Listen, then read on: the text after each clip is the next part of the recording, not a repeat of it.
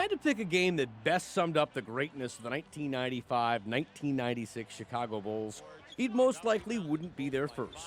Oh, yes! We didn't realize how good we could be and how things were going to break down after that. That's because their season opener was, well, a bit odd. With the offseason acquisition of Dennis Rodman, the Bulls were just starting to come together as a team. Well, Charlotte at that point was coming apart. We felt like our bubble had burst a little bit in the locker room. The day of the game, all heck had broken loose for the Hornets. Earlier, the team sent center Alonzo Mourning to Miami in a multi-player deal.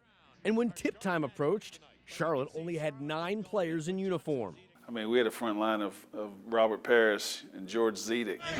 And yet somehow, they, along with all-star forward Larry Johnson, were proving to be too much for the so-called team of the 90s.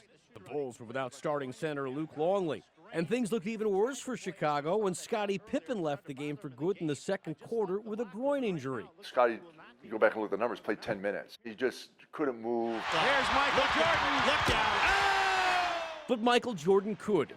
And on this night, his 42 points would be the difference as the Bulls rallied to win. Floating in the lane and the foul. It definitely wasn't pretty, nor was it indicative that a historic run was underway. He takes it right down the lane. But in hindsight, there were signs. We had guys stepped up, and I think that's when you look back at that team, obviously, Michael Jordan, Scottie Pippen, Dennis Rodman, Tony Kukoc were the drivers of that team. But everyone else understood what they had to do.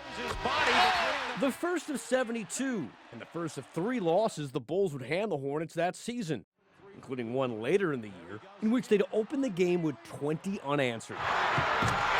At that point, they knew they had something special, and anytime they saw a team that they knew they should beat on paper, they were going to do that. The Chicago Bulls have won the